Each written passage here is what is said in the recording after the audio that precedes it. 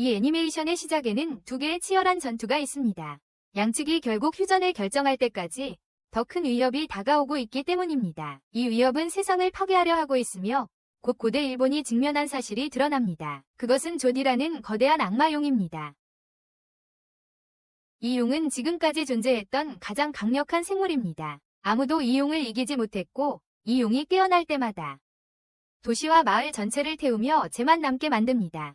가장 큰 문제는 그것을 늦추기 위해 충분히 강한 사람이 없었다는 점입니다. 용이 도시에 나타났을 때 사람들은 대피할 시간조차 없었고 매번 나타날 때마다 수백만의 인명피해가 발생했습니다. 하지만 이 세상에는 사람들이 의지하는 두 명의 유명한 마법사가 있습니다. 그들은 함께 히로라는 소년을 낳았고 어느 날 밤 모든 싸움이 멈췄을 때 마법사들은 모두에게 그날 밤 늦기 전에 용을 봉인해야 한다고 말했습니다. 이 때문에 모든 병사들과 두건을 쓴 사람들이 함께 모여 용 조트가 나타나기를 기다리며 그를 영원히 봉인하려 했습니다. 그리고 보라색 달이 뜨면 그 순간 우리는 히로의 어머니를 봅니다. 우리 주인공을요. 그녀는 검술 실력으로 유명한 마녀입니다. 그리고 일부러 미끼가 되어 자신을 내어줍니다. 마치 자신이 용을 유인하기 위해 자신을 희생한다. 그리고 그녀가 도움을 외치기 시작할 때 갑자기 땅에서 두 개의 발톱이 솟아오르고 그 순간 거대한 그림자가 형성되며 조트가 깨어났음을 알린다. 깨어났다. 그리고 용은 포효하기 시작하며 히로의 어머니를 공격한다. 하지만 그 순간 그녀는 재빨리 마법을 사용해 자신을 풀고 용을 사슬로 묶는다. 히로의 어머니는 칼을 뽑고 그때 우리는 그의 아버지를 본다. 그는 비로라는 이름의 검은 머리 남자로 병사들 사이에 있다가 진짜 모습을 드러낸다. 그가 봉인식을 시작할 때 그리고 하이로의 부모님이 함께 용을 봉인하는 과정을 시작하며 거대한 보호 거품을 만들어 괴물 주위에 형성한다. 하지만 그 과정에서 비로는 뒤에서 화살에 맞게 된다. 그는 결국 땅에 쓰러지고 피를 흘리기 시작하며 목숨을 잃는다. 그는 도움을 청했지만 그는 모두가 봉인식을 계속하길 고집한다. 그렇지 않으면 용은 계속해서 악을 퍼뜨리며 세상에 자유롭게 남아있게 된다. 세상. 하지만 비로의 희생에도 불구하고 조트는 봉인 마법을 깨는데 성공하고 그 후 히로를 공격하기 시작한다. 조트가 히로를 끝내려 할 때 비로는 그의 손으로 마법을 발동시켜 그를 보호한다. 결국 그 마법은 효과를 발휘한다. 하지만 이 마법으로 인해 소년과 용 모두 가슴에 영구적인 상처를 입게 된다. 가슴에. 그리고 용은 불꽃을 사용해 봉인 의식을 전부 파괴한다. 그래서 주변 모든 것이 완전히 파괴된다. 결국 히로만이 아버지 덕분에 그 공격에서 살아남는다. 보호 주문. 그 사건 이후 몇 년이 흘렀고 우리는 지금 하이로가 많이 성장했으며 배신한 사람들에 대해 복수하려 하고 있음을 본다. 그의 아버지에게 무엇보다도 그는 가족을 몰살시킨 용을 죽이려고 한다. 하이로는 보통 다양한 지역을 돌아다니며 항상 두건을 쓰고 등에 거대한 검을 메고 있다. 그는 계속 걸으며 새로운 마을에 도착할 때까지 걷는다. 그곳에서는 모두가 경비병에게 들어가기 전에 검사를 받는다. 그러나 신비롭게도 경비병은 하이로의 눈을 보고 충격을 받는다. 그냥 아무 문제 없이 들여보내죠. 아마 그가 이 소년이 비로의 아들임을 알아챘겠죠. 하이로는 마을을 돌아다니며 공통점을 찾기 시작합니다. 그러면서 다양한 신비한 생물들과 이상한 음식들을 봅니다. 그것들은 팔리고 있죠. 그러던 중 갑자기 마을에 소란이 일어나는데 한 소녀가 남자 나움바코의 등장 소식을 알립니다. 그리고 나움바코는 여러 병사들이 둘러싼 마차를 타고 도착합니다. 나움바코는 구리 동전을 사람들에게 던지며 모두에게 소리칩니다. 역겹고 쓸모없는 농민들이라고. 그리고 곧 그는 모두에게 자신 앞에 절하라고 명령한다. 그 순간 마을 사람들은 모두 동전을 차지하려고 하고 그들은 서로 싸우기 시작한다. 그러다 한 명이 히로 옆에 넘어지게 된다. 하지만 마을의 도둑 중 하나인 페이샤테가 히로에게서 그것을 빼앗는다. 그 후 마을 소년들 무리가 페이샤테에게 그 돈을 받지 말라고 말하기 시작한다. 왜냐하면 그는 단지 자신이 가져간 돈을 흩뿌리고 있었기 때문이다. 그들 곧 한 소년이 깨닫는다. 랑컨보카가 그의 마차에 큰 마법의 트로피를 가지고 있다는 것을. 그리고 그 트로피는 어떤 소원이든 이뤄줄 수 있었다는 것을. 그들이 그것을 얻을 수 있다면 그는 그들에게 모든 돈과 음식을 줄 수 있을 것이다. 필요했어요. 하지만 소년들의 리더는 그 트로피를 훔치는 것은 불가능하다고 말하고 그들은 곧 떠나는 것이 최선이라고 결정해서 문제에 휘말리지 않으려고 했어요. 그러나 페이샤테는 결국 남아있고 큰 마법의 트로피를 보고 나서 참지 못하고 마차에 올라탑니다. 하지만 렘바코 경은 페이샤테의 존재를 알아챕니다. 다른 장면에서는 히로가 거리를 걷고 있는데 갑자기 한 남자가 희귀한 문장장을 가지고 있다고 주장하는 것을 봅니다. 그 문장장은 악당 드래곤 이어스를 물리친 영웅에게 속했다고 전해집니다. 하지만 그 남자는 완전히 지어낸 이야기를 하고 있다. 그리고 히로는 이 사실을 알고 있다. 왜냐하면 그가 아버지와 용과의 모든 일이 일어날 때 현장에 있었기 때문이다. 하지만 상인의 거짓말에도 불구하고 그가 들고 있던 문장은 진짜였다. 히로가 그것을 바라보고 있을 때 갑자기 도둑무리 중 한 소년이 길을 지나가다가 상인에게서 그것을 낚아챈다. 소년은 도망치기 시작하지만 갑자기 상인의 경호원이 그 소년을 붙잡아 공중으로 들어올린다. 그리고 경호원은 작은 도둑을 벌주려 하는데 갑자기 히로가 개입해서 그는 흉악한 사람의 얼굴을 향해 칼날을 겨누며 말한다. 그는 경호원이 계속 문제를 일으킨다면 자신의 검을 사용할 것이라고. 아이들과 그런 다음 주인공은 상인에게 문장 수정을 위해 비용을 지불하겠다고 말하고 그 말을 상인에게 던진다. 그 후 아이를 풀어주고 상인은 하이로의 친절한 행동에 감사한다. 하지만 하이로가 구해준 소녀는 그에게 자신의 계획이 망가졌다고 말한다.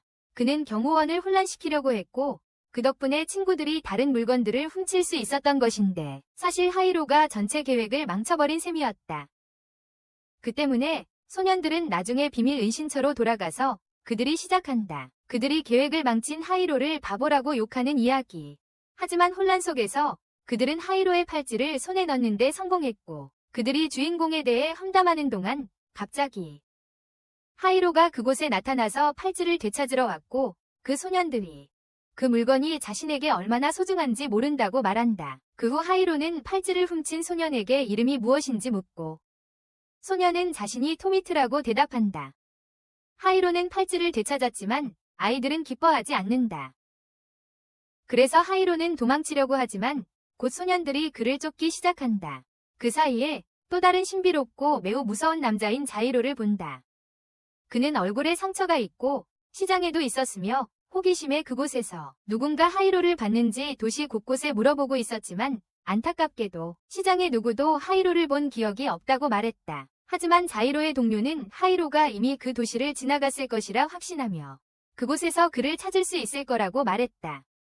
다음으로 우리는 도시 반대편에 있는 큰 저택을 보는데 난부코가 손님들을 위해 저녁 식사를 대접하고 있으며 단순한 상인인 척하지만 난부코의 진짜 모습이 곧 드러나는데 그는 손님들에게 귀중한 마법 아이템을 팔라고 압박하기 시작하고 그들은 도시의 엘리트들이 가격 상승의 여파에 점점 더 걱정하고 있다고 언급한다. 상황이 이미 긴장된 상태였기 때문에 라칸보의 하인 중 한 명이 도착했을 때 실수로 희귀한 항아리를 떨어뜨려 깨뜨리고 말았다. 라칸보와 함께 앉아있던 수염난 남자는 단지 이것을 보고 싶어 했지만 말을 하기도 전에 갑자기 라칸보의 경호원들이 이미 그를 향해 칼날을 겨누고 있었다. 그로 인해 대화는 점점 더 긴장감이 높아졌고 갑자기 라칸보의 하인이 큰 마법의 트로피가 사실은 캡슐임을 밝혀냈다. 그 안에 매우 희귀한 마법 구체가 숨겨져 있었다. 이 물건을 본 직후 수염난 남자는 자신의 행동을 다시 생각하기 시작한다. 지금까지 무시당해 왔음에도 불구하고 그는 난부코와의 협력 관계를 고려하기 시작한다. 하지만 그는 그것이 자신의 평판에 영향을 줄까 두려워 망설인다. 잠시 후 방 안에 용처럼 생긴 작은 생물이 나타나 혀로 구슬을 낚아채고 막 달아나려 할 때 난부코의 하인이 재빨리 행동하여 마법을 써서 천장을 열어 생물과 페이샤테가 함께 떨어지게 만든다. 그리하여 다음날 아침 페이샤테는 그의 행동 때문에 공공광장에서 처형될 위기에 처한다. 소년에게 모든 것이 다 잃어버린 것처럼 보일 때 히로가 갑자기 마지막 순간에 나타나 개입한다. 개입할 마지막 순간입니다. 곧 난부코의 병사들이 하이로를 향해 진격하기 시작하지만 주인공은 간신히 해낸다. 그들을 모두 수월하게 물리치기 위해서입니다. 그때 난부코의 마법 하인이 전투에 끼어들고 그녀는 시도한다. 하이로에게 번개 마법을 시전했지만 그는 능숙하게 피해낸다. 공격입니다. 상황이 점점 악화되기 시작하자 하이로가 갑자기 나타나서 함께하게 되었어요. 전투 중인 하이로. 그 순간을 이용해 소녀는 마법 수정을 가져간다. 그리고 하이로는 그 수정이 그의 아버지의 것이라고 소리치기 시작한다. 그 말을 들은 난바쿠는 걱정이 되기 시작한다. 곧 그 소녀는 마법의 수정을 잡고 강력한 주문을 걸어 하이로를 공격하려 한다. 그런데 하이로는 자신의 기술로 그 공격을 멀리 산으로 튕겨내는 데 성공한다. 그 공격의 힘은 매우 강력해서 튕겨진 후 산 일부가 폭발한다. 그 순간 하이로의 흉터가 빛나기 시작하고 잠시 후 악마의 용 조테가 마을 한가운데 나타난다. 즉시 하이로는 검으로 용을 공격하려 하지만 그 생물을 공격을 막아내고 히로가 쓰러지려 할 때 히로는 간신히 버틴다. 그를 붙잡는다. 곧 도시 경비병들이 나타나 용에게 화살을 쏘기 시작한다. 그들의 공격이 용에게 전혀 통하지 않자 병사들은 화살을 히로와 주로에게 돌리기 시작한다. 하지만 화살이 그들에게 닿기 전에 신비롭게도 전설의 용이 그들을 보호한다. 이로 인해 모두가 매우 혼란스러워한다. 그리고 분노에 휩싸인 용은 도시를 향해 분노를 폭발시키기 시작한다. 그 길을 따라 모든 것을 파괴하며 갑자기 사라져 그림자 속으로 사라진다. 그 순간 용은 모든 것을 파괴한 후 갑자기 사라진다. 그림자 속으로. 그리고 남부코 옆에 있는 남자는 그의 도시가 파괴된 것에 분노하지만 반면 남부코는 단지 만족스러운 미소를 짓는다. 그 순간 그는 사람들이 그의 보호를 간절히 구하기 시작했다는 것을 깨닫고 이것이 그에게 더 큰 영향력을 얻을 좋은 기회임을 안다. 그 후 장면은 도둑들의 은신처로 바뀌고 그곳에서 히로는 아직 의식을 잃은 상태로 남아있고 그들의 주로가 10년 전 사건을 이야기하기 시작한다. 히로의 부모가 용의 오트를 봉인하려 했을 때 그들은 모든 것을 꼼꼼히 준비했으며 장소는 세계의 가장 강력한 왕국의 중심에 위치해 있었다. 그리고 그날 히로의 어머니이자 전설적인 마녀인 키스마이트가 등장했다. 용을 유인하기 위해 그녀는 영혼을 희생했고 바이로 경은 용을 봉인하려고 신성한 보물을 들고 있었다. 한편 히로도 신성한 거울을 사용하며 그 자리에 있었다. 그들 외에도 그 임무에는 100명이 다른 정예 마법사들이 있었고 함께 봉인 의식을 시작했다. 하지만 결국 용이 너무 강력해서 그들의 노력은 헛수고였다. 그래서 전장에서 히로를 제외한 모든 이들이 전멸하고 말았다. 히로가 살아남을 수 있었던 것은 자신의 공이 아니라 아버지의 보호 덕분이었다. 주로가 이 이야기를 마치자마자 히로는 의식을 되찾고 즉시 용을 찾기 시작합니다. 하지만 주로는 그를 진정시키려 합니다. 그때 주로가 히로를 10년 넘게 훈련시켜 용에게 복수할 수 있도록 했다는 사실이 밝혀집니다. 복수를 위해서 말이죠. 한편 토마이트는 히로의 새로운 힘을 과소평가하고 있습니다. 하지만 주인공의 결심은 흔들리지 않고 그는 토마이트에게 난부코의 행방을 묻습니다. 그러나 토마이트는 그의 질문을 무시하고 소녀는 난부코를 서로 다른 왕국들 사이에 갈등을 일으킨 무기상이라고 묘사합니다. 이익을 위해서 그는 시장 조작에 능했고 마법석 거래로 많은 상인들을 파산시켰어요. 그의 거래 때문이었죠. 이 말을 들은 후에도 히로는 여전히 그를 찾아 아버지의 수정 구슬을 되찾으려고 결심했어요. 그의 결심은 변하지 않았죠. 장면은 니안부코의 하인인 소녀로 전환됩니다. 이 소녀의 이름은 샤리 샤로예요. 하지만 영상에서는 이해를 돕기 위해 그냥 샤리라고 부를게요. 샤리의 시점으로 보면 니안부코가 떠난 것을 보고 그녀는 이렇게 화가 나서 마법 거울에 손을 대고 볼 수 있게 됩니다. 난부코의 마차. 그 순간 그녀는 그가 도시에서 자신을 버렸다고 맞서 말한다. 하지만 난부코는 그녀의 불평에 신경 쓰지 않고 하이로를 찾아달라고 부탁한다. 한편 하이로는 배가 고파서 좋은 음식을 먹고 싶어 한다. 그때 그는 팔로파라는 말하는 개와 함께 있었고 팔로파는 하이로에게 자기 한계를 지키라고 말한다. 결국 그와 지루는 자금이 한정되어 있었고 비싼 식당에 돈 쓰는 것을 거부했다. 두 사람이 대화하는 동안 그들의 말다툼은 식당 주인의 관심을 끌게 되는데 그는 하이로를 별로 좋아하지 않는 듯하다. 난부코와 함께 있었던 일이었어. 그러다 갑자기 고양이 귀를 가진 에렌이라는 소녀가 나타나. 그리고 아무 이유 없이 그녀가 그들을 간식 먹으러 초대해. 그래서 그들은 그녀를 따라 근처 식당에 가서 함께 앉아 먹게 돼. 같이. 잠시 후 에렌은 자신이 아까 마을 광장에서 있었던 소란이 꽤 궁금했다고 말해. 그녀가 본 모든 것을 토대로 히로가 전설적인 영웅 바이런 경의 아들이라는 것을 추측했다고 해. 바로 그 전설의 영웅 바이런 경 말이야. 이 말을 들은 히로는 그저 충격을 받았어. 하지만 갑자기 이런 말을 한 후에 에렌은 그냥 작별 인사를 합니다. 그리고 이로 인해 두 사람은 완전히 당황하는데 그녀가 초대한 만큼 계산할 줄 알았기 때문입니다. 그녀가 초대한 것이니까요. 그리고 그날 밤 히로와 그의 동료들은 도둑들의 은신처로 피신합니다. 도둑들의 은신처입니다. 이것은 그들의 리더 토맷을 전혀 기쁘게 하지 않습니다. 하지만 다른 아이들은 결국 히로를 구원자로 여기고 그가 그들과 함께 머물도록 옹호합니다. 그와 함께 머물도록요. 그리고 다음날 토맷은 히로에게 그의 계획을 묻고 그는 계획이 변함없다고 대답합니다. 같다고요. 그는 난마코를 찾아서 위대한 기독교인을 되찾으려고 해. 이 말을 들은 지로는 하이로에게 아직 많이 부족하다고 말했어. 난마코와 맞서기 전에. 그래서 조심해서 수색하라고 조언했어. 그래서 하이로의 실력을 키우기 위해 지로는 다른 사람들이 잠시 기지에 머물고 하이로는 실력을 키우라고 제안했어. 그 후 하이로와 지로는 사막으로 훈련하러 가고 지로는 하이로에게 약하고 쉬운 슬라임들을 무찌르며 훈련을 시작하라고 제안했어.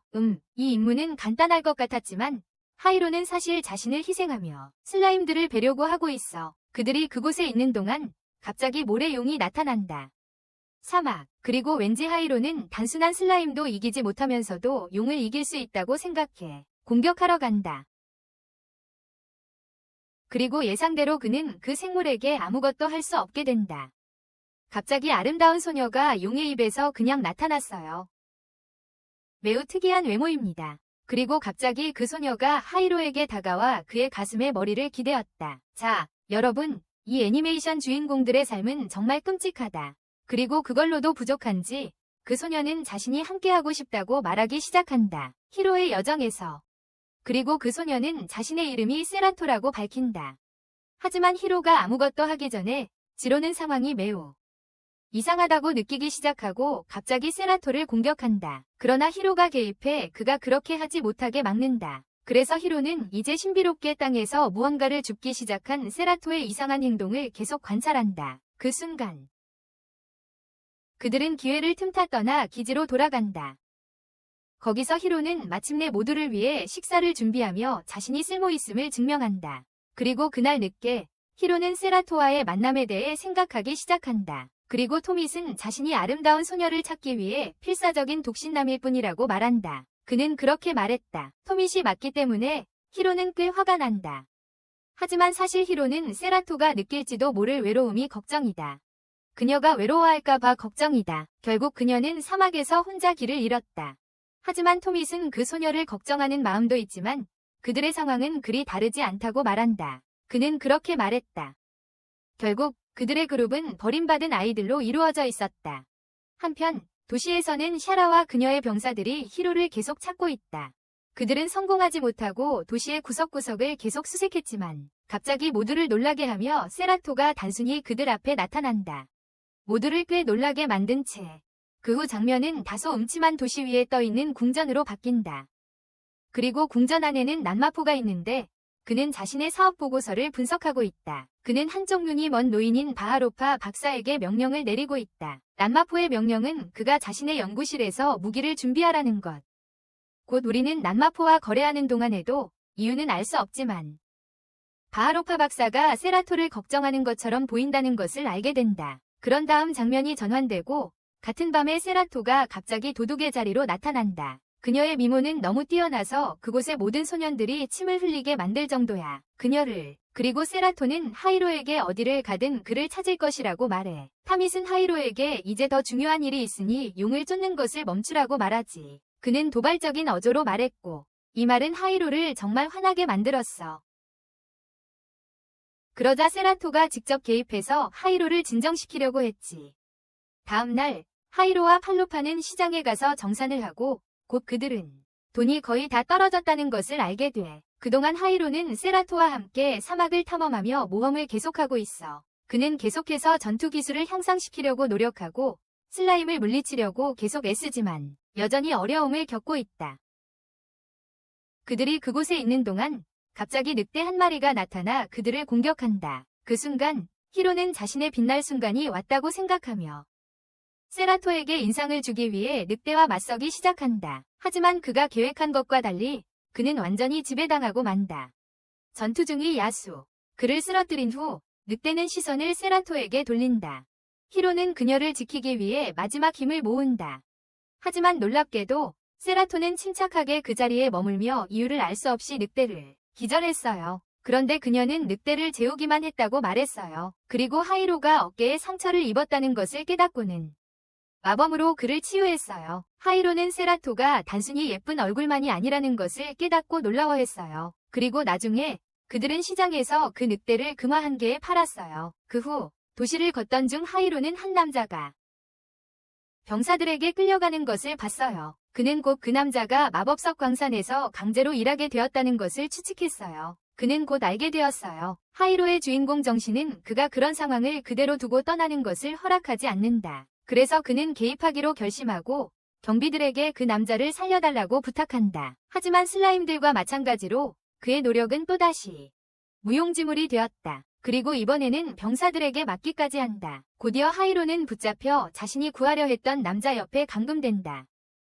그와 함께 두 사람은 대화를 시작하고 그 남자는 하이로에게 광산에 일하러 간 사람들은 결코 돌아오지 않는다고 말한다. 그 순간 하이로는 자신의 가짜 배지를 이용해 탈출 계획을 세우기로 결심한다. 그런 다음 장면이 바뀌고 샤라가 자신의 마법 거울이 더 이상 작동하지 않아 절망하는 모습을 봅니다. 그녀의 마법 거울이 작동하지 않습니다. 그녀는 하이로가 붙잡혔다는 소식을 듣고 즉시 개입하기로 결심합니다. 한편 토맷은 어둡고 음침한 골목에서 하이로를 찾으려 애쓰고 있습니다. 그러다 갑자기 세라토가 그를 따라오기 시작합니다. 그리고 두 사람은 도시 영주의 궁전에 침입해 금고를 열고 도시 영주의 책을 훔칩니다. 책을 살펴본 후 그들은 그 책에 도시 영주가 저지른 여러 범죄 기록이 있다는 것을 발견합니다. 도시 영주가 저지른 범죄 기록입니다. 그들은 그를 범죄를 자백하게 만들 계획을 세우고 있었고 그들은 마치 상황을 통제하고 있었는데 갑자기 몇몇 경비병들이 천장에서 떨어지기 시작한다. 곧 토매트는 매복에 빠진다.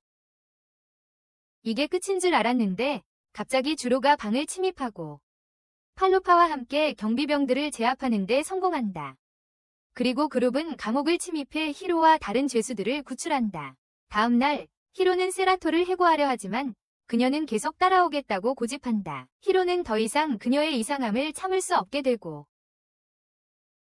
적어도 평화를 위해서 히로는 그녀에게 금화를 주며 음식을 사러 가라고 한다. 그동안 세라토는 에렌을 만나게 되고 그 소녀는 그녀를 초대한다. 세라토는 아주 특정한 장소로 가고 그동안 하이로는 여전히 슬라임을 물리치는데 어려움을 겪고 있습니다. 그리고 이제 세라토가 없다는 핑계가 사라지자 그는 주루에게 떠나달라고 요청하기 시작합니다. 하지만 주루는 주인공의 부탁을 무시하고 그 자리에 머뭅니다. 한편 세라토는 이제 에렌과 함께 온천에 있는데 두 사람이 대화를 나누는 동안 샤다는 반대편에 머물며 그녀를 지켜보고 있고 이것이 결국 에렌의 관심을 끕니다. 그 후 장면은 팔로파와 함께 걷고 있는 토맷으로 바뀌고 그들은 몬스터를 물리칠 수 있는 사람에게 임무를 알리는 전단지를 발견합니다. 임무를 완수하는 사람에게는 300골드가 보상으로 주어집니다. 그리고 이 광경을 본 직후 두 사람은 훈련장으로 달려가서 주로를 만나고 그곳에 도착했을 때 히로와 주로가 싸움 중인 것을 보고 놀란다. 결투 도중 주로는 히로에게 크리스탈의 힘만으로는 마귀용을 이길 만큼 강하지 않다고 말한다. 기회가 있으려면 여러 기술을 익혀야 한다고 경고한다. 그리고 히로의 부모님의 실패를 예로 든다. 이 말에 히로는 분노하고 대결을 매우 진지하게 받아들이기 시작한다. 하지만 전력을 다해 공격해도 주로를 맞출 수 없다. 결국 히로는 가장 심한 부상을 입고 맙니다. 그래서 토미트와 팔로파는 히로 곁으로 가서 그를 돌보고 주로는 그를 온천으로 데려가 치유하게 합니다. 그들이 걷는 동안 라문바코 경비대는 그들의 무리를 지켜보고 있습니다. 그들이 도착하자 히로는 온천의 기적 같은 치유력을 경험합니다. 이때 샤리가 히로의 존재를 알아차리고 명령을 내립니다. 그리고 한편 주로는 히로에게 강의하며 그의 여정이 단순한 훈련 이상임을 말하고 앞에 많은 과제가 기다리고 있으며 히로는 용을 물리치기 위해 흔들림 없는 결의를 보여야 한다고 합니다. 히로가 용을 이기려면 결의가 필요하다는 것이죠. 그러나 샤리의 신호에 반응하여 병사들은 거대한 문어를 깨웁니다. 이로 인해 지역 전체에 큰 혼란이 일어나게 된다. 이레는 재빨리 자리를 떠나고 괴물이 일으킨 참혹한 현장을 남긴다. 그동안 그 생물을 주변의 모두를 공격하는데 심지어 샤리 자신도 포함해서 과감한 움직임으로 주로가 앞으로 나아가 괴물을 물리치고 구한다.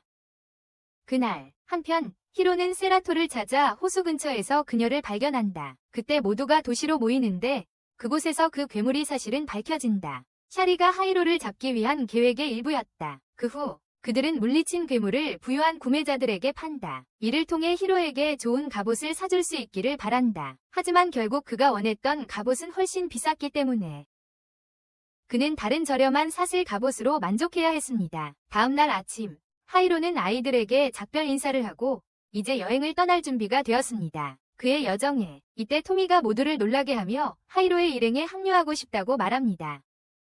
그들은 위대한 수정 회수를 위한 여정을 떠납니다. 걷던 중 그들은 이렌을 만나고 그녀는 일행에 합류하고 싶다고 말합니다. 그룹에 자신의 유용함을 증명하기 위해 그녀는 난부코의 위치를 알려주는 지도를 제공합니다. 난부코에. 그래서 그들은 그녀가 합류하는 것을 받아들이고 계속 앞으로 나아가다가 길을 막는 거대한 새를 발견합니다. 토미, 타이른, 세라토, 팔로파가 바위 뒤에 숨는 동안 반면 하이로는 새를 공격하려고 합니다. 하지만 그는 위험에 처하고 다시 한번 지로에게 구출됩니다. 그리고 지로는 그 위협을 인지하고 근처 숲에서 밤을 보내며 새들로부터 숨자고 제안합니다. 그래서 그날 밤 그들은 캠프파이어 주위에 모였고 세라토만 밖으로 나갔다. 물을 가지러. 그리고 하이로는 어리석지 않아서 곧 그녀를 따라갑니다. 한편 궁전에서는 난부코가 잠재 고객에게 자신의 무기를 자랑하고 있다. 그는 이어서 구매자들에게 대포처럼 생긴 새로 개발한 무기를 보여준다. 모두 이 무기에 감탄하며 난부코에게 수정 몇 개를 주고 그것을 산다. 수정을 준다. 그때 샤리가 홀에 들어와 난부코와 이야기를 시작한다. 처음에는 두 사람이 대화를 나누며 모든 것이 괜찮았지만 그녀의 기분이 히로와 그의 동료들에 대한 새의 공격 소식을 듣고 나빠지기 시작한다. 그 후 난부코는 다시 한번 샤리에게 히로를 찾아오라고 부탁하며 만약 실패하면 더 이상 그녀와 아무 관련도 갖고 싶지 않다고 말한다. 이 말에 그녀는 절망에 빠진다. 한편 히로 일행은 계속 전진하고 있었고 그들이 눈치채지 못하는 사이에 거대한 새가 그들을 위해서 따라오고 있었다. 그러다 갑자기 샤리와 그녀의 병사들이 나타나고 곧 세 개의 거대한 골렘을 부활시켜 히로 일행을 공격한다. 그리고 지로가 골렘들과 맞설 준비를 하는 동안 히로는 반대로 샤리 쪽으로 다가간다. 하지만 그의 움직임은 꽤 무모해져서 샤리가 번개 마법으로 반격할 수 있게 된다. 히로가 샤리와 싸우느라 고전하는 동안 지로는 반대로 골렘들을 상대하는 데 성공하고 있다. 하지만 히로는 열심히 노력했지만 기술이 부족해서 전투 중 어느 순간 샤리가 마법으로 그의 검을 부수게 돼. 그 후 상황이 점점 더 나빠지자 갑자기 팔로파가 마법 상자에서 토끼를 소환하는데 그런데 사실 그건 토끼가 아니라 토끼 소녀야. 그래서 팔로파는 타마트와 세라토 둘 다를 상자 안에 넣어버려. 한편 히로는 샤리의 끈질긴 공격에 몰리게 돼.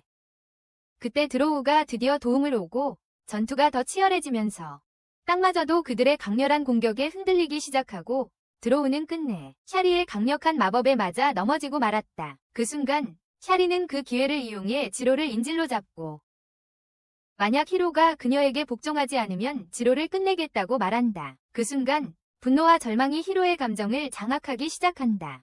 곧 그는 통제할 수 없는 힘을 받으며 변하기 시작한다. 그래서 한 번에 샤리의 모든 병사들을 제거하며 그녀를 매우 놀라게 만든다. 이로 인해 그녀는 매우 두려워한다. 그러나 그의 분노 속에서 갑자기 힘이 약해지기 시작한다. 그는 정신이 혼란스러워지고 곧 위식을 잃는다. 그리고 정신을 차릴 때 그는 사막 한가운데 홀로 있고 라마무포가 지나가는 것을 본다. 하지만 그 순간 히로는 아무것도 할 수 없습니다. 왜냐하면 그는 힘이 없고 머리가 혼란스러워서입니다.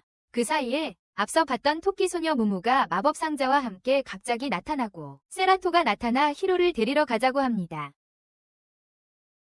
한편 다른 곳에서는 난부코가 호화로운 옷을 입은 여성과 만나고 있습니다. 그녀는 그의 구매자이며 난부코의 제안을 살펴보길 간절히 원하고 그녀는 남부코가 제공하는 무기를 보고 싶어 합니다. 배경에는 3명의 남자와 함께 사슬에 묶인 거대한 초록 오크가 보입니다. 그들 근처에 사슬이 연결되어 있습니다. 그리고 그들이 눈치채기도 전에 위사는 발명을 준비하고 있습니다.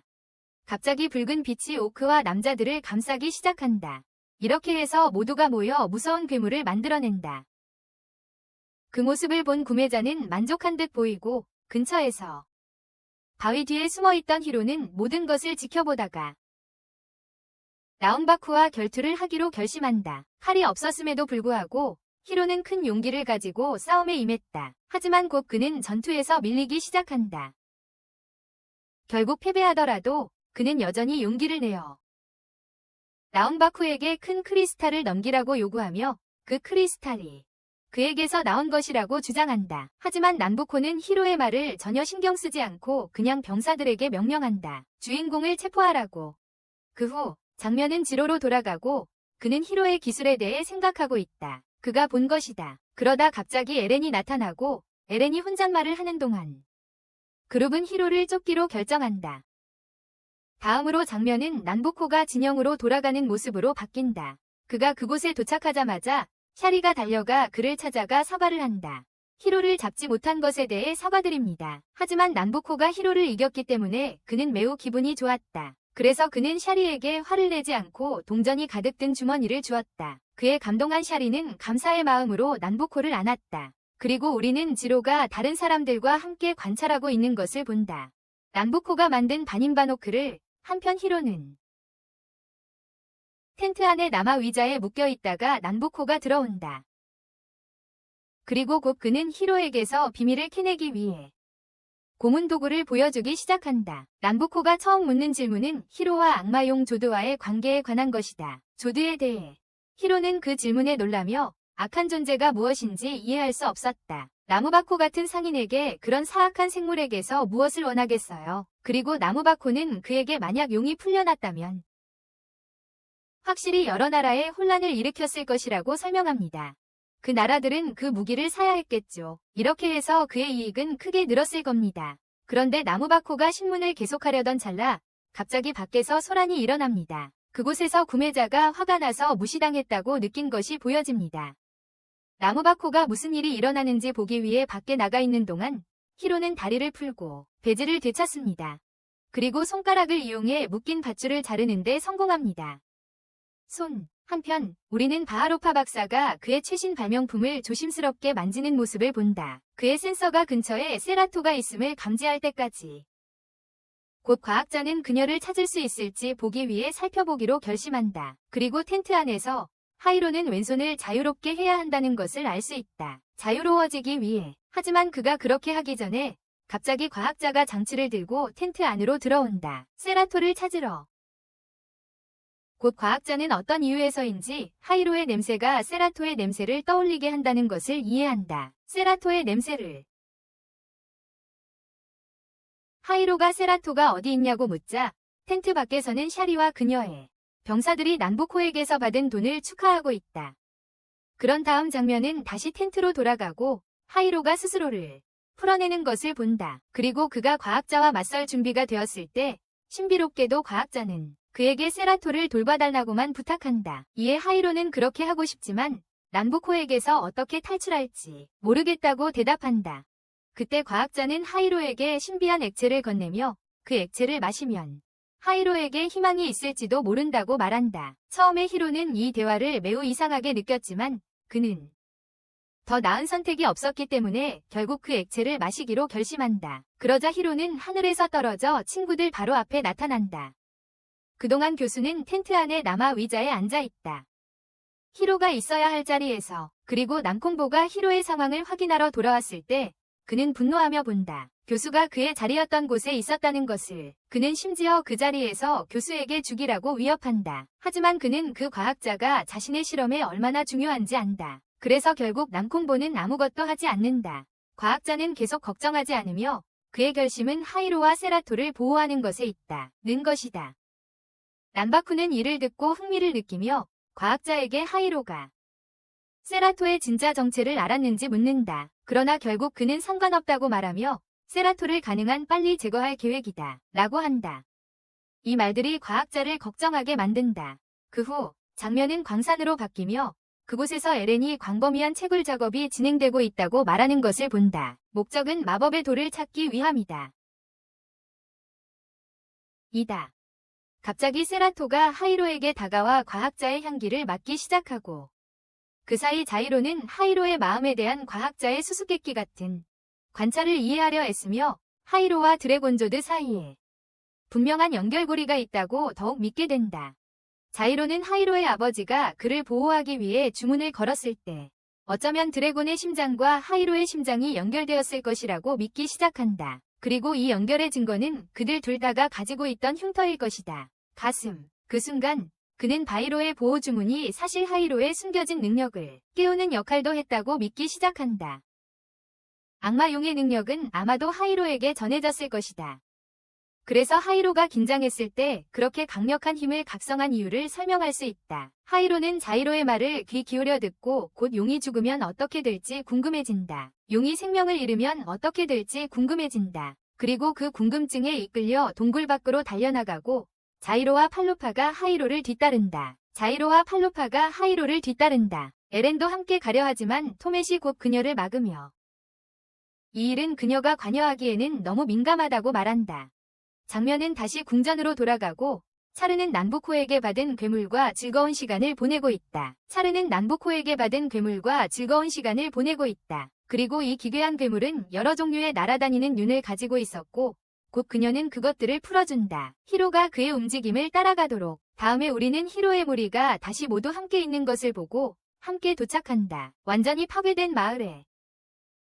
그리고 그곳을 살펴본 후 자이로는 마치 무언가를 기억하는 듯 완전히 충격을 받는다. 무리는 마을을 탐험하기 시작하고 그 과정에서 자이로는 과거의 소름 끼치는 환영을 마주한다. 그는 어린 시절 부모님이 겪었던 고난을 기억한다. 이는 그의 어머니가 평범한 인간인 반면 그의 아버지는 손은 끔찍한 괴물 같았어요. 그래서 마을 사람들은 모든 잘못된 일이 일어날 때마다 자이로의 어머니 탓이라고 믿었어요. 그녀와 괴물들이 연관되어 있었기 때문이죠. 괴물들과의 연결 때문에. 그럼에도 불구하고 자이로의 어머니는 결코 아버지를 버리지 않았어요. 하지만 마을 사람들의 편견은 너무 강해서 결국 그와 자이로의 어머니는 함께 처형당하게 되었어요. 이 일은 자이로에게 큰 충격이었어요. 한편 마을의 다른 곳에서는 토매트가 계속 탐험을 이어가다가 갑자기 시체 더미를 발견하는 모습이 보여요. 그리고 그 바로 위에는 괴물이 숨어서 이미 그를 지켜보고 있다. 괴물은 곧 그를 공격하기 시작하고 그는 후퇴한다. 그는 그곳에서 도망쳐서 생물을 상대할 준비를 하고 있는 자이로를 만난다. 생물을. 하지만 자이로는 매우 어리석어서 또다시 검이 없다는 것을 잊어버렸다. 그리고 아직도 트라우마에 시달리고 있던 자이로가 다시 한번 나타나서 또다시 구해준다. 하지만 자이로는 자신이 민감한 순간에 있다는 것을 알고 있어서 주인을 도와주고 싶어한다. 그 전투에서 그 순간 토맷은 자이로에게 용의 형태를 깨우라고 요청한다. 그래서 도울 수 있게. 자이로. 생물이 이제 자이로를 공격하는데 집중하고 있어. 그는 심지어 변신을 시도하려고 해. 하지만 실패하고 결국 몬스터의 공격을 받을 수밖에 없게 돼. 공격을. 또 다시 자이로에게 끝이 다가온 것 같아. 그때까지도 자이로가 마지막 순간에 다시 나타나서 그를 구해. 주인공이 쓸모없기 때문에 결국 자이로가 항상 나타나서 상황을 구하는 것 같아. 구하는. 그런 다음 장면이 바뀌고 에렌이 쉐이드와 만나는 모습을 보여줘. 알고 보니 그녀는 줄곧 장복 요원이었어요. 그리고 두 사람은 난부코를 만나고 에렌은 그에게 자이로가 전설적인 악마용 조드와 어떤 관계였는지 밝힙니다. 처음에 난부코는 듣는 말을 믿지 못합니다. 하지만 에렌은 그 모든 것이 사실이며 그녀가 정보를 빼내는데 실패한 적이 없다고 확신시킵니다. 정보를. 결국 그게 그녀의 일이었으니까요. 이 사실에 난부코는 정말 놀랍니다. 그리고 그는 에렌에게 그의 정보에 대한 보상으로 비싼 물건을 줍니다. 나중에 난부코는 샤리에게 전화를 걸어 자이로를 확실히 처리하라고 명령합니다. 모두. 그런 다음 장면은 주인공 일행으로 돌아가며 그들은 지금 혀감이라는 마을에 도착하고 있다. 그리고 토맷은 그곳이 매우 활기차 보여서 즉시 매료된다. 매우 활기차다. 팔립은 그 마을이 매우 번성했던 이유가 매우 유리한 지리적 위치 때문이라고 설명한다. 그래서 그 마을에서는 항상 무역이 매우 활발했다. 이 사실을 알게 된 자이로는 그곳이 새검을 사기에 좋은 마을일 수 있다고 결정한다. 새검을. 하지만 그 전에 자이로는 잡았던 악어를 팔아야 한다고 말했어요. 그래서 돈을 좀 벌 수 있거든요. 그래서 자이로는 결국 새검을 얻었어요. 나중에 밤이 되자 토매트는 친구들에게 다음날 계획에 대해 묻습니다. 그들은 자이로는 이제 멈추고 조금 쉬어야 할 때라고 말했어요. 그런데 자이로가 지역 지도를 공부하는 동안 하이로가 다가와 대화를 시작합니다. 그는 왜 자이로가 이전 마을에서 그렇게 이상하게 행동했는지 이해하고 싶어 해요. 하지만 자이로는 하이로에게 자신의 생각에 대해 진실을 말하지 않아요. 그는 제자에게 자신을 보호하는 것이 자신의 의무였다고 말하며 안심시킨다. 하지만 히로는 자로의 생각 뒤에 뭔가 더 있다는 것을 알고 있다. 그리고 나중에 그 평화로운 마을은 갑자기 괴물 같은 그림자가 나타난 후 공격받기 시작한다. 그림자가 마을을 뒤덮으며 집들과 주변 모든 것을 파괴하기 시작한다. 그 모습을 본 히로는 행동하기로 결심한다. 그는 새검을 들고 그 생물과 맞선다. 하지만 곧 자로가 그 앞에 서서 공격하기 전에 먼저 계획이 필요해. 하지만 문제는 그림자가 퍼지고 있다는 거야. 그리고 이상하게도 모두를 흡수하기 시작하고 있어. 그리고 심지어 자이로조차도 그림자에 흡수되기 시작하는데 오래 걸리지 않아. 하지만 자이로가 아무것도 하기 전에 차리가 갑자기 공중에 나타나. 그리고 그녀는 그 괴물이 난부코의 명령에 따라 바하로파 박사가 만든 발명품이었다고 밝혀. 난부코의 명령에 따라.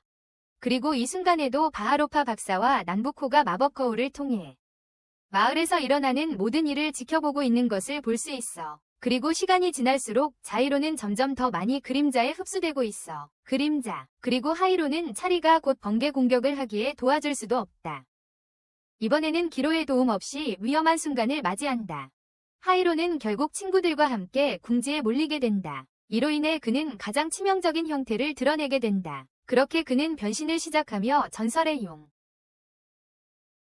자트를 해방한다. 그 순간 하이로의 힘은 너무나도 강력해서 차리와 친구들 모두를 날려버린다.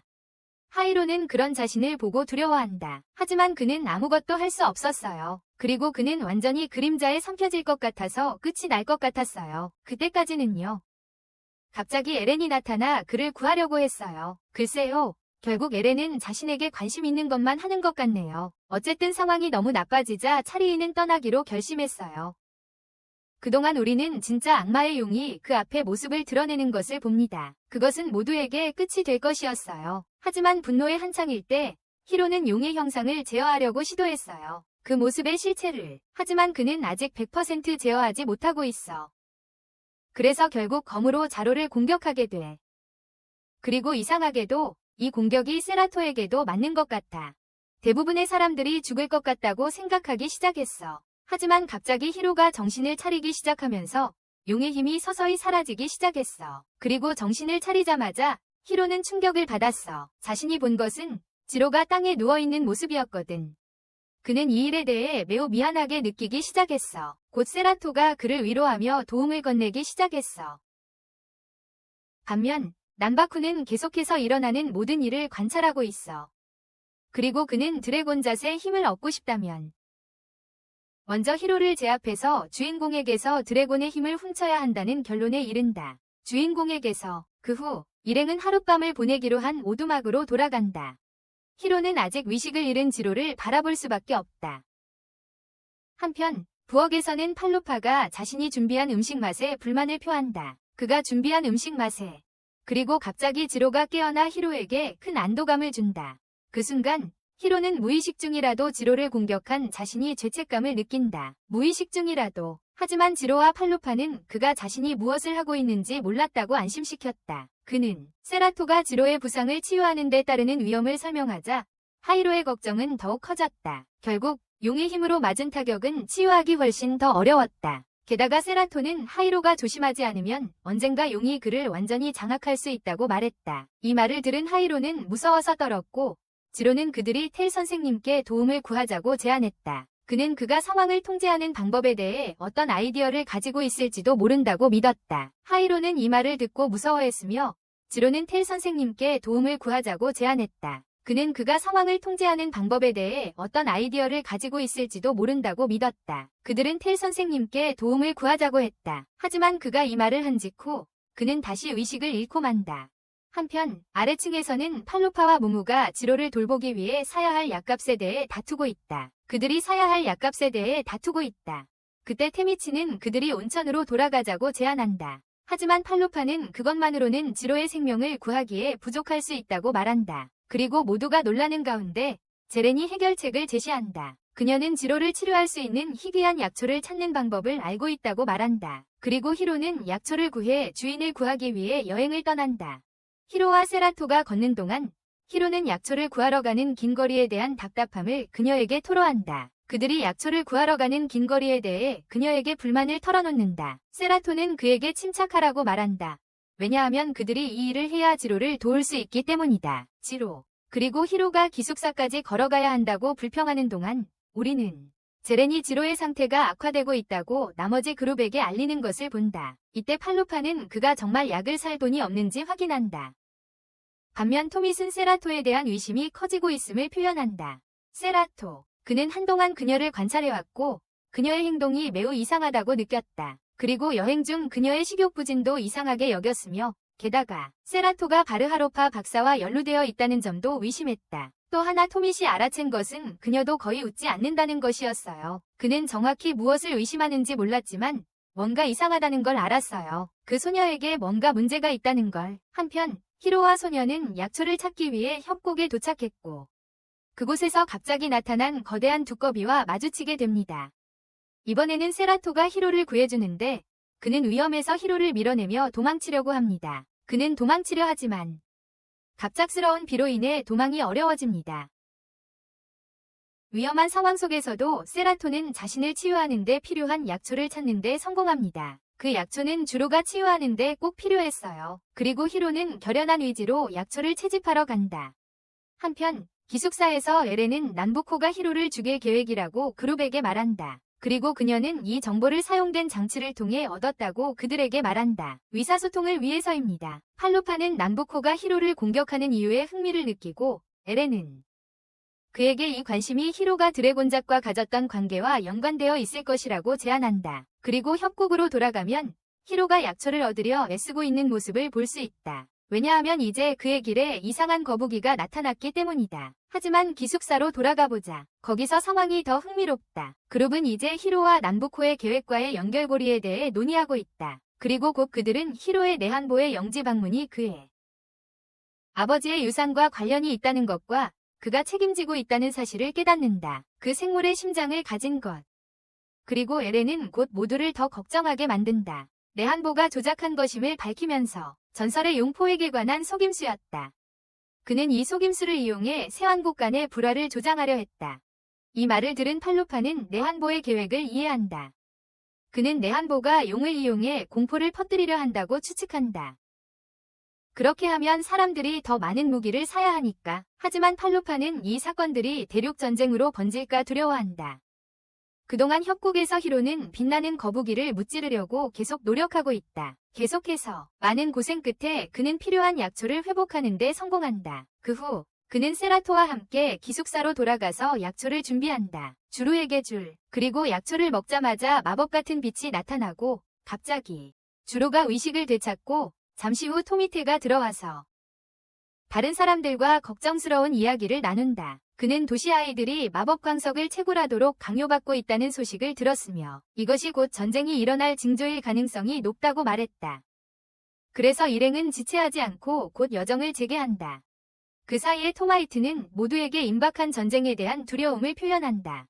그는 그 훌륭한 수정구를 가지고 싶다고 말했어요. 그래야 문제를 해결할 수 있다고. 전체 상황. 하지만 주루는 그에게 진정하라고 말한다. 왜냐하면 먼저 스승님을 찾아야 하기 때문이다. 말해. 갑자기 한 남자가 나타나고 그 순간 주로와 팔루파는 무릎을 꿇는다. 그 앞에 팔루파는 자신이 마스터 비로의 하인임을 소개한다. 그리고 모두가 놀랍게도 그들 앞에 있는 남자는 마스터 텔이다. 그리고 왠지 모르게 텔 스승님은 세라토에게 특별한 방식으로 인사하는데 그 때문에 하이로는 조금 질투를 느낍니다. 하지만 그들은 시간을 낭비할 수 없기에 곧바로 여정을 계속합니다. 그러나 그들이 있는 곳의 이상한 공기 효과는 모두에게 도전이 됩니다. 텔 스승님은 이를 주의 깊게 관찰하며 그의 부하들인 비로와 팔로파는 절대 그런 어려움을 겪지 않을 것이라고 말합니다. 왜냐하면 그가 제자들을 잘 훈련시켰기 때문입니다. 그 순간 팔로파는 스승님께 선물을 가져오지 못한 것에 대해 사과하고 반면 주로는 논의하고 싶다고 말합니다. 텔 마스터와 중요한 일이 있습니다.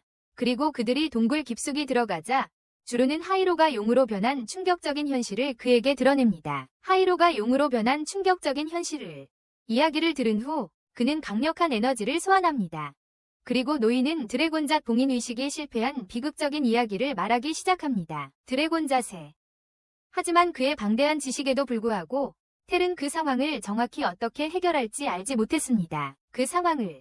그 순간 하이로가 대화에 끼어들기로 결심합니다. 그리고 그는 텔 마스터에게 왜 봉인의식에 참여하지 않았는지 묻습니다. 의식에서 그의 도움으로 아마도 그의 부모님께 기회가 있었을지도 모른다. 하지만 히로가 답답해하는 가운데 스승은 단지 부모님을 도와주지 않은 이유가 그들이 기회가 없다는 걸 알았기 때문이라고 말한다. 그러나 그는 히로를 어떤 식으로든 돕고 싶어 한다.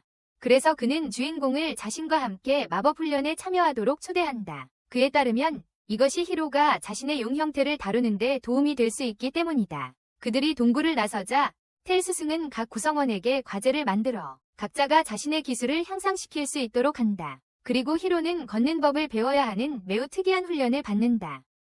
텔 사부를 향해 곧장 직진한다. 한편 에렌은 그녀의 장치를 사용해 남부코 궁전의 보고를 모니터링하고 있다. 그리고 전쟁이 일어날 것 같아 걱정하고 있다. 훈련 중에 팔로파는 히로에게 집중하라고 재촉하며 자신이 하는 일에 집중하는 것이 중요하다고 강조한다. 지금 히로는 세라토의 이미지가 담긴 종이를 들고 있는데 갑자기 텔이 히로에게 세라토의 이미지를 버리라고 한다. 하지만 히로는 세라토에게 매우 애착이 있어 그렇게 하고 싶지 않다고 말한다. 세라토에게 텔은 조심스럽게 세라토와 히로의 상호작용을 관찰하기 시작한다. 그동안 주로는 훈련 중에 자신의 먹이를 잡았어요. 하이로와 달리 완전히 쓸모없지 않다는 것을 보여주면서요. 이 부분은 원본과 동일하게 유지. 하지만 텔 선생님은 아직 하이로를 포기하지 않으셨고 그냥 돌을 던지기만 원하세요. 그 어떤 방향으로든. 하이로가 요청한 대로 돌을 던지자 텔 선생님은 그때 돌이 던져진 순간 희미한 빛이 나는 것을 발견하세요. 이것을 보고 텔 선생님은 관심을 갖게 되셨죠. 하지만 이제 하이로는 이 멍청한 과제에 지쳤어요. 그래서 텔 선생님에게 그와 싸우라고 요청합니다. 그리고 하이로의 놀라움과 함께 텔 선생님은 이 결투를 이용해서 그에게 검에 관한 몇 가지를 가르쳐줄 것이라고 답합니다. 그런 다음 장면은 궁전으로 바뀌며 샤리가 꽤 흔들리고 있음을 보여줍니다. 그녀는 바닥에 앉아 애완 괴물에게 기대어 있는데 그녀의 하인들이 그녀를 위로하려 하고 있습니다. 하지만 그녀는 행복할 수 없습니다. 또한 그녀는 자신의 슬픔의 원인을 알지 못합니다. 이 순간 그녀가 할 수 있는 유일한 것은 남은보의 이름을 부르는 것뿐입니다. 그 후 장면은 하이로의 훈련으로 돌아가며 텔 선생님이 마법을 사용하면 칼을 쓸 수 있게 될 것이라고 설명하려고 하는 모습을 보여줍니다. 칼이 하나도 없는데도 그럼 텔 선생님이 이 기술을 어떻게 하는지 보여주세요. 그래서 텔 선생님은 마치 칼이 있는 것처럼 행동하기 시작하는데 비록 손에는 아무것도 없지만 그의 손에는 그 순간 히로는 그 모든 훈련이 큰 거짓말이었다고 생각한다. 하지만 놀랍게도 텔 선생님이 하는 것을 따라하려고 할 때 앞에 있는 땅 조각을 잘라내는데 성공한다. 이것을 손에 칼이 없이도 할 수 있게 된다. 하지만 여전히 히로는 이것이 싸움에 어떻게 도움이 될지 모르겠다. 한편 궁전에서는 샤리가 드디어 기운을 차리며 그녀는 난마코와 이야기하라는 호출을 받는다. 그 후 히로와 함께 첫 훈련을 마친 마스터 텔은 이제 동굴 안에서 지로와 이야기하고 있는데 지로는 히로를 도울 수 있는 방법이 무엇인지 알고 싶어 한다. 하이로. 그 순간까지 하이로는 완전히 쓸모없다는 걸 보여줬었지.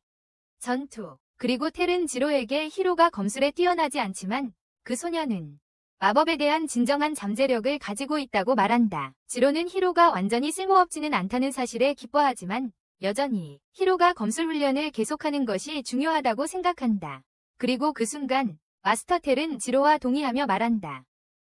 그들은 하이로의 훈련을 보완할 수 있습니다. 지로가 하이로에게 펜싱과 체력 단련을 가르치는 동안 텔 마스터는 반면에 그가 마법 사용에서 진정한 잠재력에 도달할 수 있도록 훈련시킬 것입니다. 마법 사용에 있어서 그리고 궁전으로 돌아가면 난부코가 샤리를 부른 것은 새 임무가 있었기 때문이며 이것이 근처에 있던 한 병사의 위심을 불러일으킵니다. 그 병사입니다.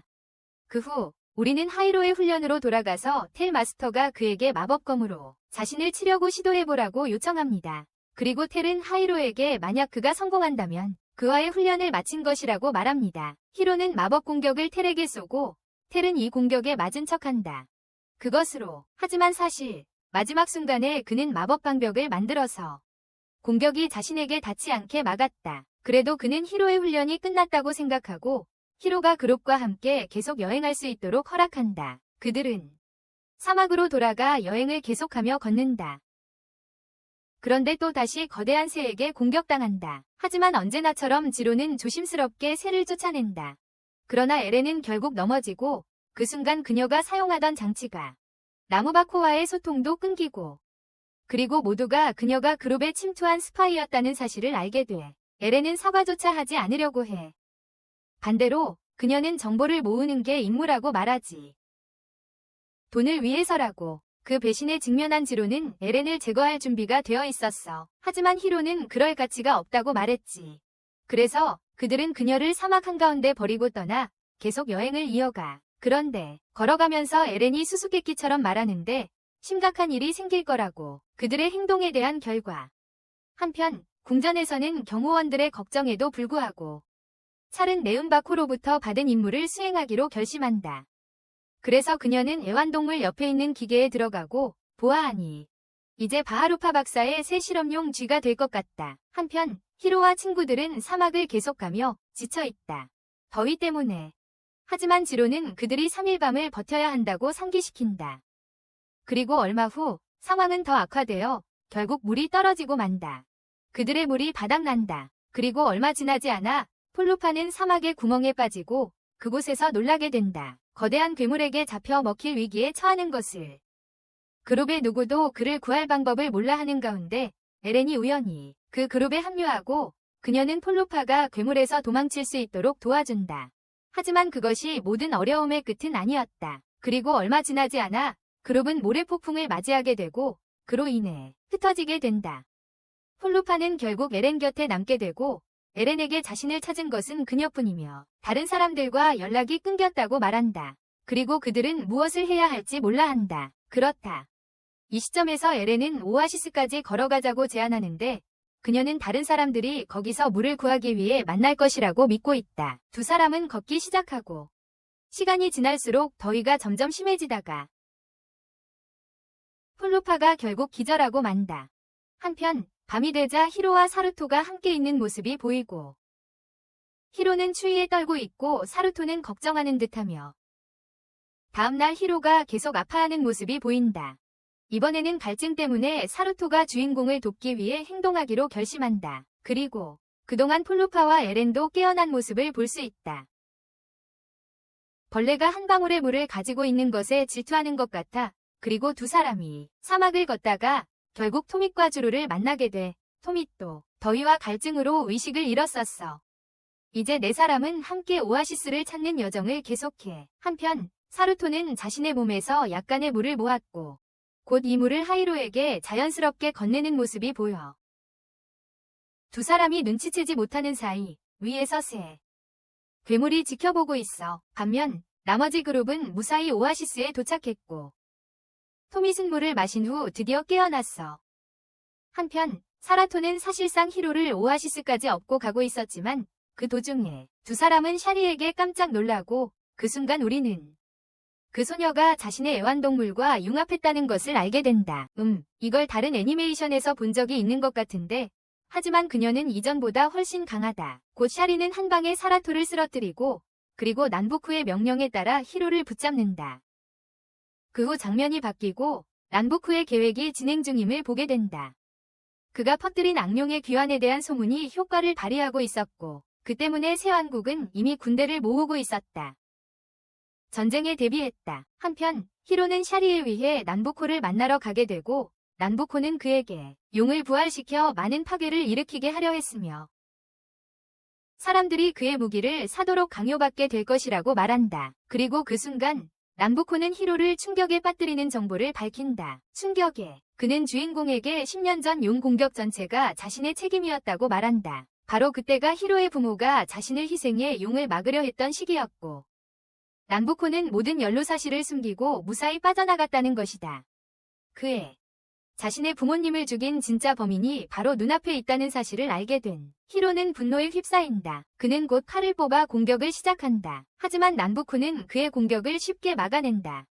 남부코는 칼날을 히로의 목에 겨누고 이때 히로를 더욱 분노하게 만들기 위해 자신이 바로 그 사건 당시 화살을 쏜 장본인임을 밝힌다. 그 화살은 히로의 아버지의 목숨을 앗아간 것이다. 그 말을 들은 히로는 남부코에게 반격을 시도한다.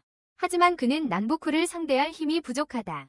그동안 우리는 히로의 무리가 사막을 지나가는 것을 보고 있습니다. 그가와 세라토의 흔적을 찾으며 에렌의 장치 덕분에 그들은 세라토의 목소리를 찾는 데 성공했고, 그래서 소녀를 찾으러 달립니다. 하지만 그들이 도착했을 때 세라토가 용의 무덤 앞에 서서 깨우려고 하는 것을 봅니다. 모두가 그 모습을 보고 두려워하며 더욱이 갑자기 용이 깨어나고 세라토를 잡아먹습니다.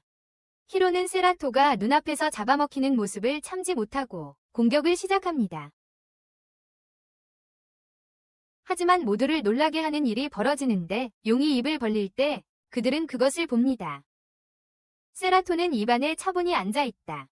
지로는 그것을 보고 충격을 받는다. 하지만 팔루파는 곧 그들이 사막에서 세라토를 용과 함께 발견했음을 기억한다. 사막에서 그리고 나서 일행은 모두 용에 올라타 노한부코의 궁전으로 하이로를 구하러 간다. 하이로를 한편 궁전 안에서는 노한부코가 자신의 대계획을 위해 모든 준비가 완료되었는지 확인한다. 그의 대계획을 위해 그는 성스러운 보물을 자신의 장치와 합치려 계획하며 이것으로 전 세계를 지배할 수 있다고 믿는다.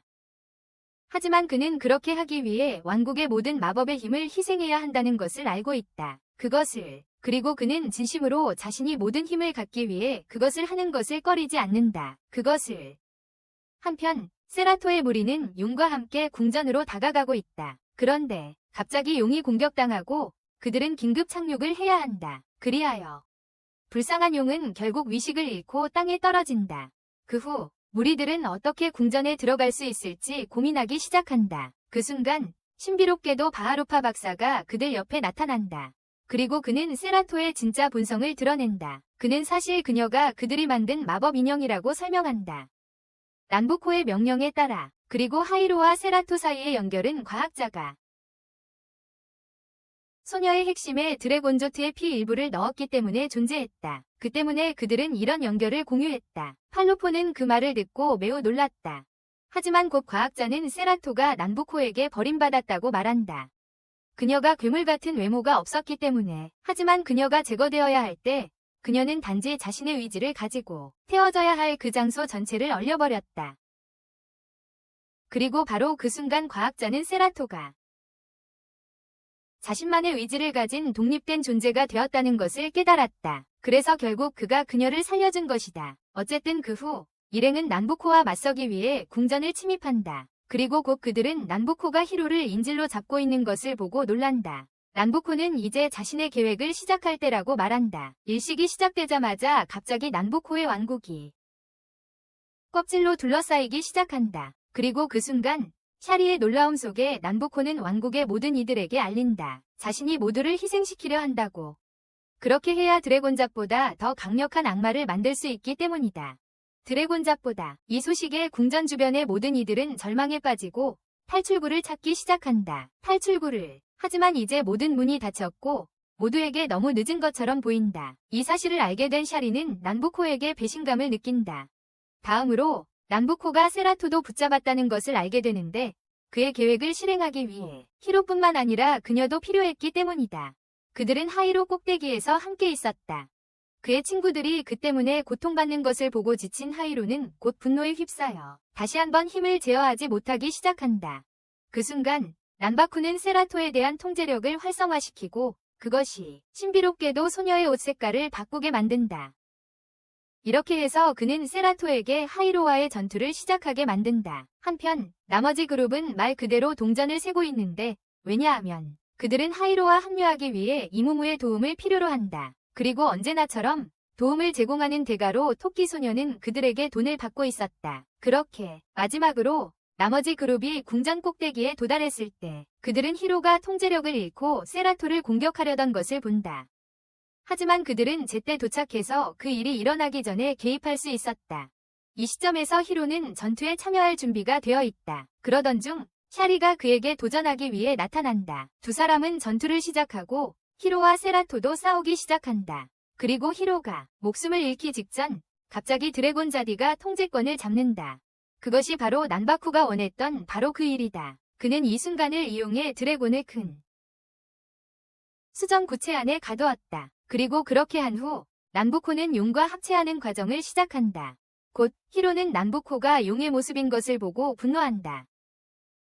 그것은 그가 부모님께 끼친 모든 고통을 기억했기 때문이다. 그래서 히로는 난부코를 공격하려 한다. 하지만 또다시 그는 쉽게 제압당한다. 모든 것이 절망적일 때 에렌과 토미가 박사 바하루를 설득해 그들과 합류시킨다. 만약 상황이 계속 이렇게 된다면 과학자조차 결국 목숨을 잃게 될 거라고 말하며 난부코에게 더 이상 쓸모가 없게 될 것이기 때문이다. 그래서 자신의 목숨을 구하기 위해 과학자는 그들에게 전원을 끄라고 부탁한다. 융합이 완료되기 전에 원자로를 멈춘다. 그들은 그렇게 하고 그들의 개입으로 갑자기 세력 균형이 깨진다. 그리고 이것이 난부코 계획에서 유일하게 잘못된 부분이다. 하지만 이미 그는 용의 힘을 너무 많이 흡수한 상태였다. 그리고 그 순간 모든 것을 끝내기 위해 난부코는 치명적인 일격을 히로에게 가한다. 히로가 할 수 있는 일이 남아있지 않은 것처럼 보였다. 그러다 갑자기 세라토가 의식을 되찾고 그녀는 히로를 구하기 위해 자신을 희생한다. 이것을 본 후 히로는 자신의 진정한 마법의 힘을 깨운다. 그리고 마스터 텔에게 배운 훈련을 따라 검을 소환한다. 순수한 마법의 검을, 이 검을 사용하여 그는 드디어 유용하게 쓰이며 난방코를 물리친다. 하지만 이것이 끝이 아니다. 난방코를 쓰러뜨린 후 갑자기 그 악마의 용이 그 자리에서 모습을 드러낸다. 하지만 지금 히로는 자신의 능력에 자신이 있다. 그래서 그는 용을 공격하고 그것을 영원히 파괴하기 위해 나선다. 그리하여 그와 그 저주받은 생물과의 인연을 끊는다. 용을 물리친 후 하이로는 세라토에게 가서 그녀의 생명 없는 몸을 봅니다. 그 순간 하이로는 그녀가 다시 살아날 수 있도록 자신의 심장의 일부를 줍니다. 이것은 텔이 말했듯이 하이로가 정말로 엄청난 마력을 가지고 있었기에 가능한 일입니다. 그리고 그의 덕분에 결국 모두가 자유를 얻습니다. 샤리조차 이제 난부코의 폭정에서 벗어났습니다. 이로써 평화가 마침내 확립되고 새 왕국은 군대에게 철수를 명령합니다. 하지만 결국 바하로파 박사는 살아남지 못했고 그래서 그들은 그의 장례식에서 작별을 고했습니다. 그는 세라토의 아버지였기 때문입니다. 이것은 슬픈 순간입니다. 하지만 그 후 친구들은 마침내 평화롭게 살 자유를 얻게 되었습니다. 이 모든 것은 이야기 초반에 완전히 쓸모없던 히로 덕분입니다. 그 덕분입니다.